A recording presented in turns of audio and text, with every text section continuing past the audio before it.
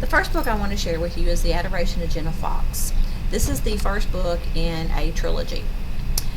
It falls into the category of being a science fiction novel, but I would like to iterate that I would strongly suggest not being deterred because of the genre of the book, because I, as a rule, have not been a fan of science fiction novels, but this book is definitely a book that I suggest people trying out.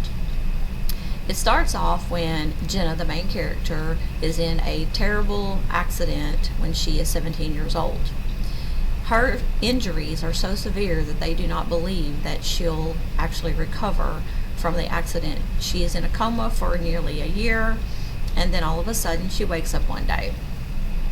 Problem is that as Jenna starts to renew herself to the world, she realizes that there are a lot of gaps in what she remembers from her previous life to the information that she's actually receiving from her grandmother and her parents. So Jenna starts to attempt to investigate to find out a little bit more about who Jenna Fox really is. One thing that she's really lucky about is that her parents had actually recorded nearly all of her previous life. So they give her videos of herself all the way from a very young child all the way until she's 17 years old prior to the accident happening. And that is her way of kind of bringing back memory and remembering who she actually is. Problem is, as Jenna starts to view the video, she realizes that the person in the video doesn't appear to coincide with the person that she is at this point. So she starts to do some investigation to find out a little bit more about the accident, to find out about her injuries, to find out about her recovery.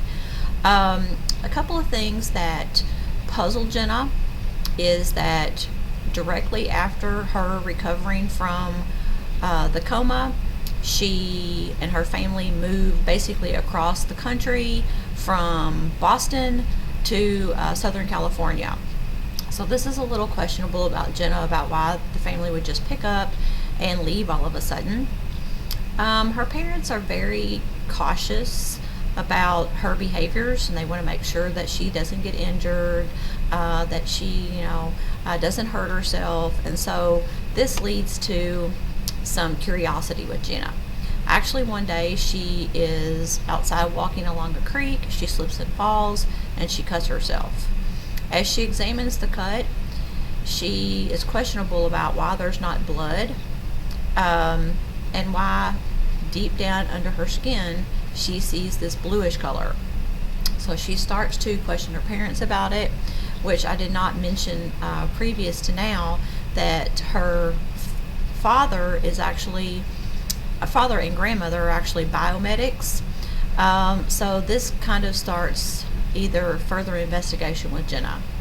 Eventually it's uncovered that much of her body was recreated. Her limbs are now prosthetics, and there are other parts of her body that was also recreated after the accident. The question is just exactly how much. As Jenna furthers her investigations, she realizes that for a human to be considered actually a real human, they have to still be 10%. So Jenna is starting to wonder exactly what her percentage is. As she continues to investigate, and I said earlier 10%, it's supposed to be 20%. As she continues to investigate and question her parents, it comes down to the point that she realizes that her body is actually 10% real human and 90% laboratory made.